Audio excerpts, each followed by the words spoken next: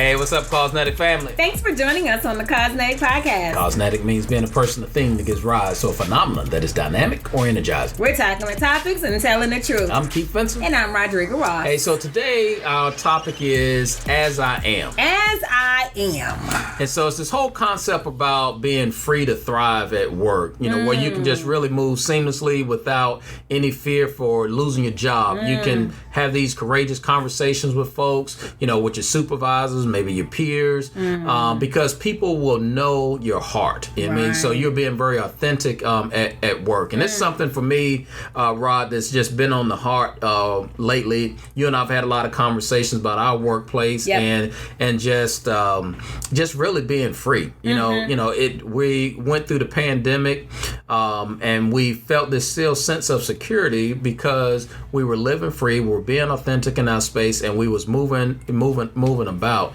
And this today, we're going to talk about this space because I know a lot of people are struggling with, man, can I speak up at work? Can I create some ideas at work? How do I have this conversation with my supervisor that's a little tough? Yeah. Because one, people, they're so fearful about getting slapped on the hand about something. Or fired. Making this, career limiting move. I had someone on a conference call not too long ago. They made a statement in reference to diversity, and they said it very well. They addressed the topic very well with this, with a white male. It wasn't even superior. It was just a person working collaborative together on a project. Yeah. And she followed back up with him and asked, I said, no. You stated that just fine. You shouldn't, worry about that. But, it just dawned on me like, why did you ask that? It wasn't, you didn't, come across in any threatening manner. You were very professional about the way you are. So this whole place really about being authentic at work and being able to have a voice in the matters. But we got to have organizations that are set up in such a way that there is this big respect and this big trust amongst each other that people can just truly be authentic at work. Yeah, this whole idea of creating safe workplaces, right? And we do lots of work in making sure that environments are safe. We don't have any trip hazards, and you're not, inhaling or ingesting, biochemicals.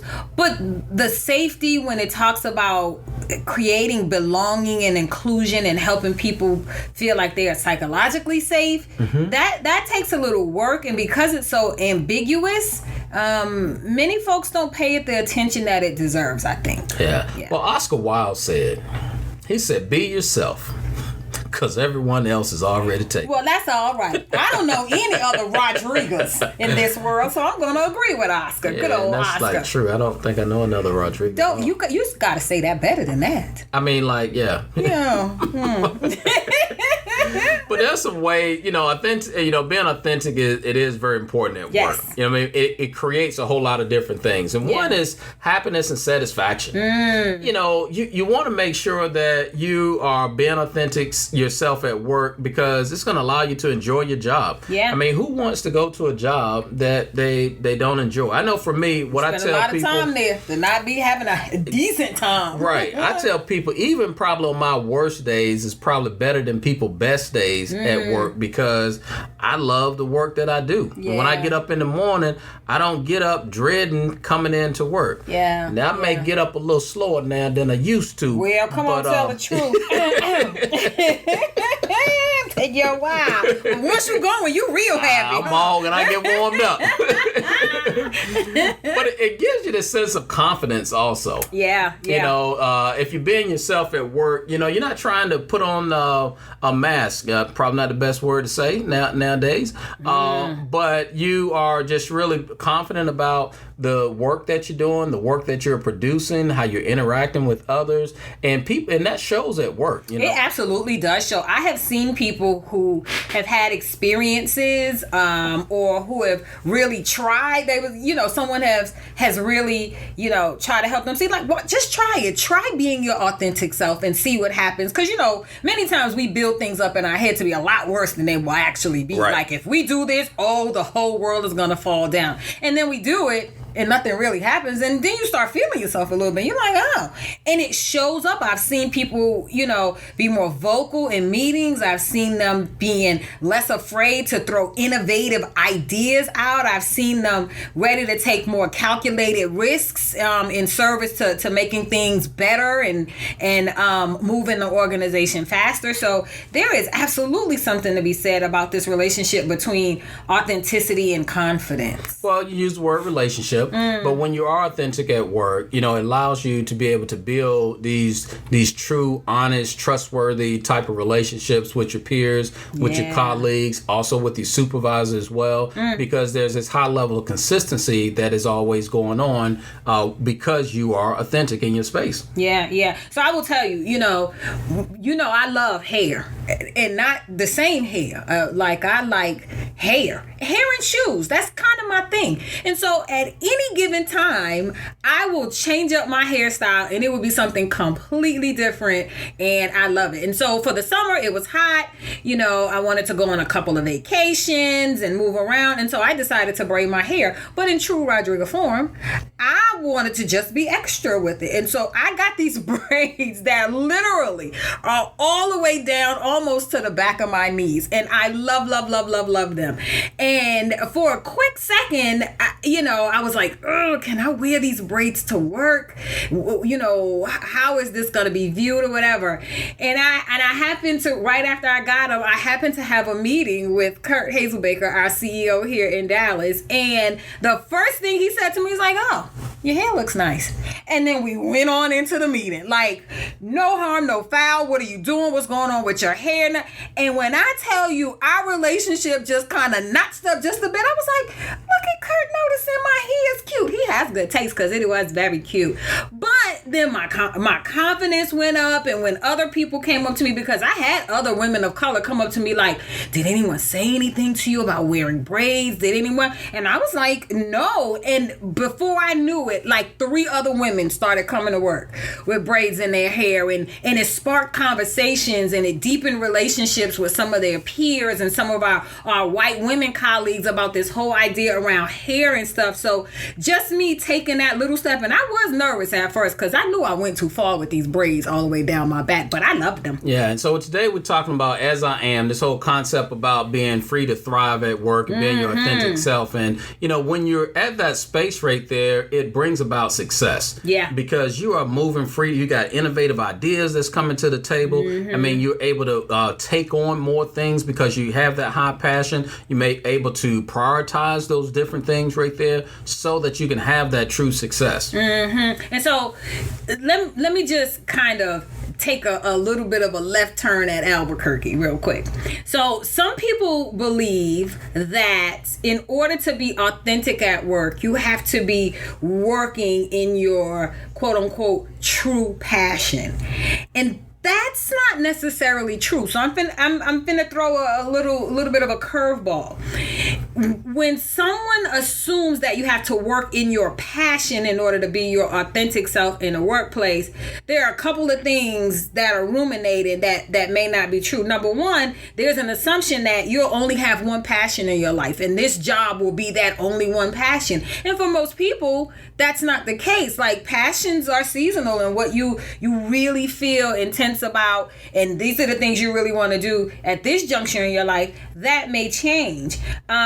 It also assumes that you have a very clear understanding and you know what your passion is. And some people, it is not until later on in life that they really get a clear understanding of what their passion is. And it makes this assumption that until you get your dream job that is so proximate to your passion, you can't be, and you should not be, and you shouldn't expect to be authentic in the workplace. And none of that is true. Authenticity can happen in a space, at a job that may might not necessarily be your passion point. Like, you may fulfill that passion point side of you in your free time. You may knit, you may roller skate, you may, who knows, your passion may be accounting, and you do that in your free time because in your day-to-day job you do something else, but you still have the right and the responsibility and the opportunities to be authentic in your workspace, even if it's not your passion job. And when you are authentic in your space, what it brings about is leadership, because you're able to inspire others, and it gets to this place that people become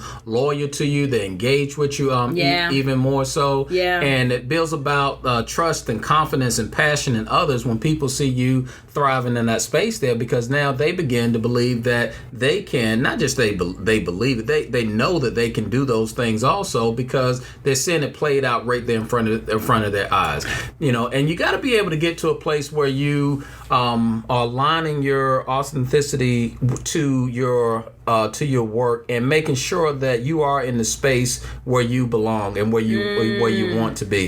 You may be in an organization that you feel good about, but boy, it's just something that's not allowing you to be really free. You got to make sure, you got to check yourself to make sure that that's the space that you want to be at.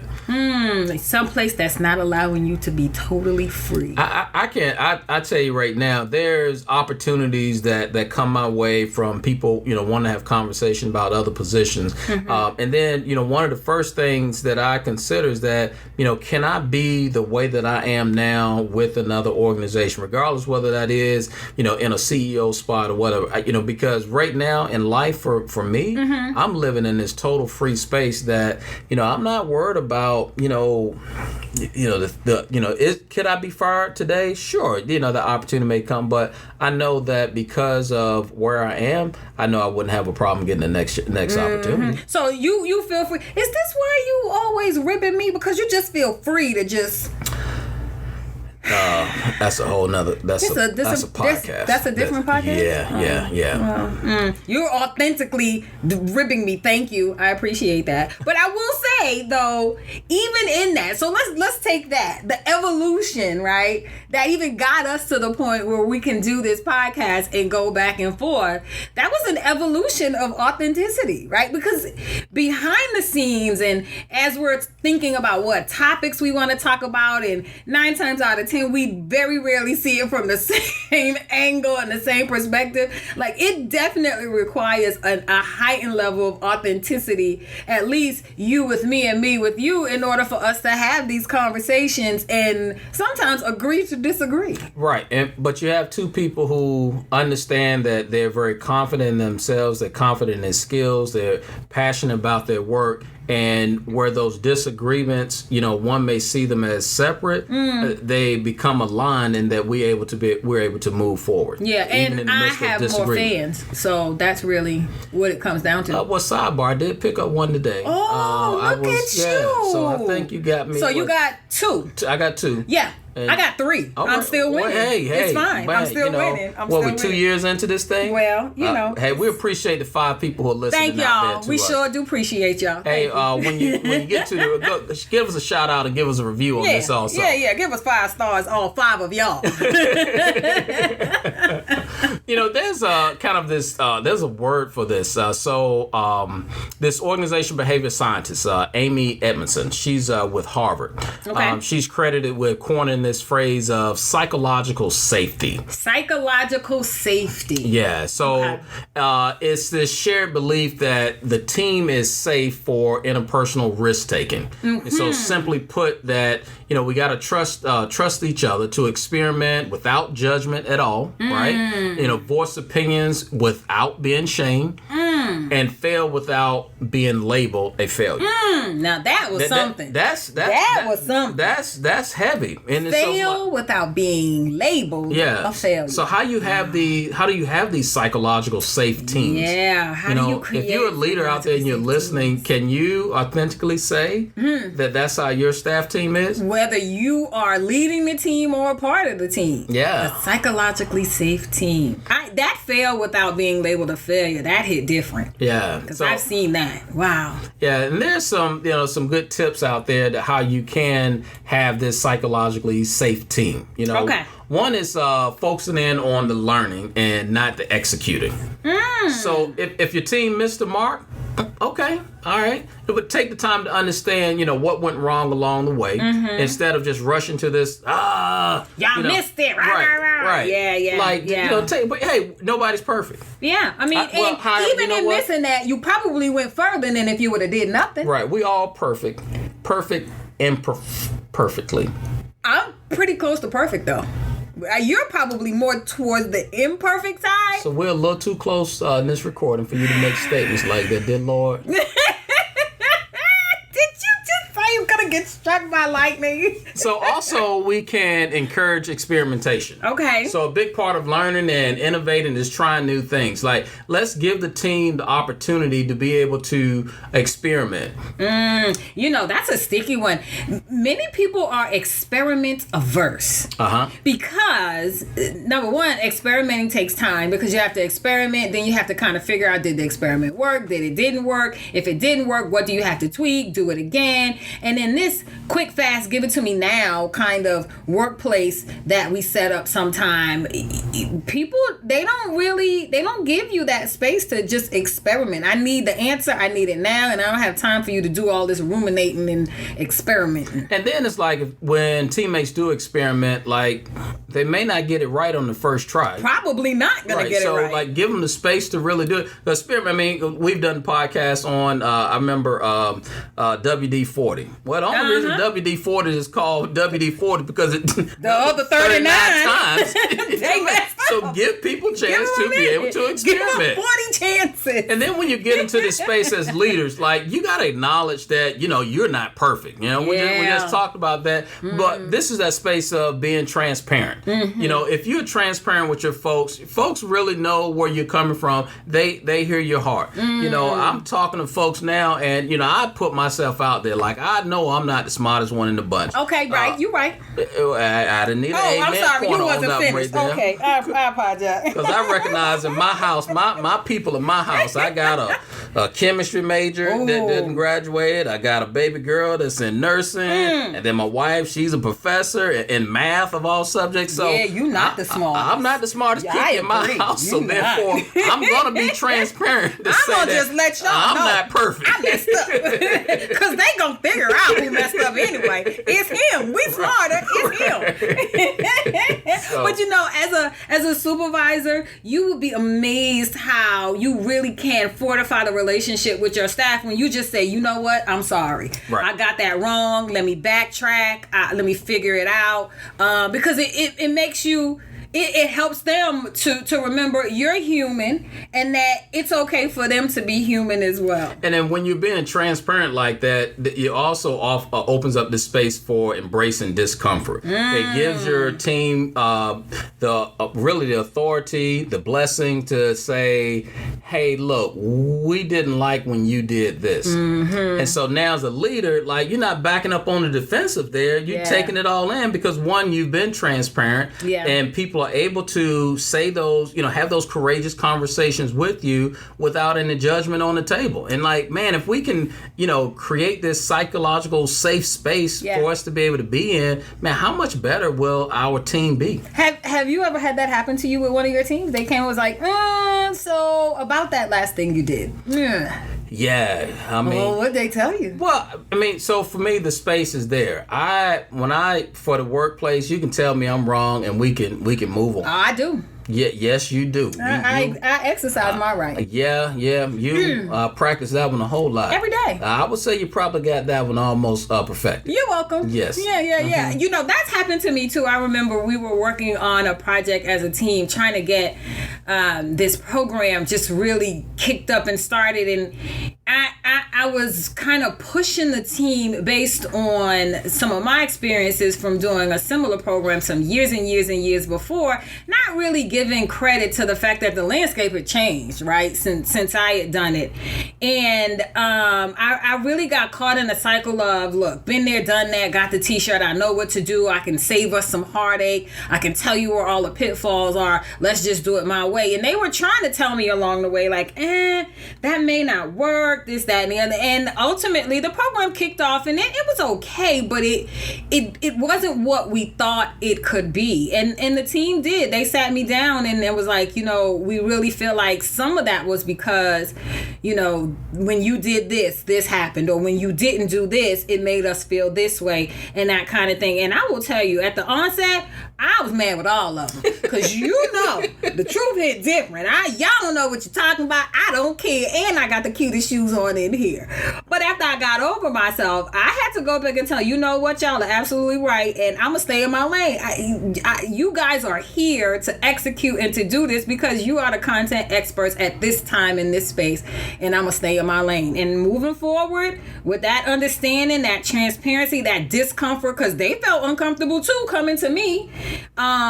It made us better as a team. Yeah, so I would say my staff and volunteers do that to me. And when we were having a whole lot of food distributions, so one of the team members, Leona Kelly, she sets up all that. Hey, Lily. And she has her plan down in place. And then, I come out there the day of, and, because quote unquote, I know what I'm doing. I get to go. And she'll pause, and the volunteers will pause and look at me like, we look at here. I said, I tell y'all, well, I'm gonna go on down here. I'm gonna go back in my office. Then y'all tell me when y'all done. And we keep on moving. And when you come back some hours later, all the food is distributed. There you go. So they'll just need to get out of our own way. I was uncomfortable, but I left. I sure did. But also, our team evolves over time, and so whereby one person may be there for a long time as a teammate, you may have two others that come into the new system, and so you got to consistently build this process right here of creating this psychological safe space for people to be able to have that until that just really, really ingrained into your culture, and then you'll see it turn over time and time again. What an excellent concept! A psychologically safe place. Yes. I love it.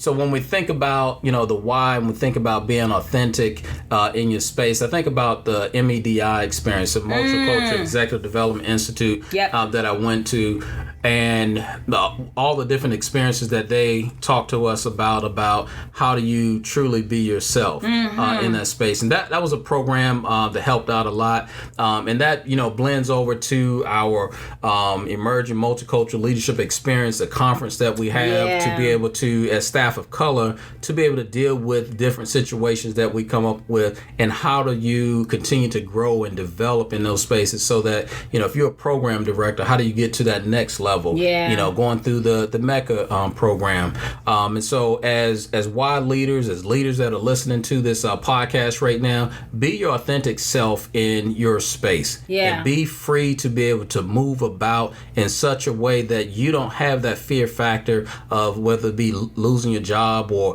creating this career limiting opportunity there, but be free to be free at all times. And if you're not really sure how to do that, or you're still nervous, like you said, get involved, at least in the YMCA, in that MLD work, in the MECA program, or MEDI, or MMP, the Multicultural Mentoring Program, so that you can get in proximity with folks to kind of help you build that skill set and help you commit to learning or relearning or unlearning, or just know what energizes and drains you, so that you can be your most authentic self, because there is only one you, and we need you, right? Like, we don't need a carbon copy version of someone else, and you're a commodity. So, and we would love to just learn from you.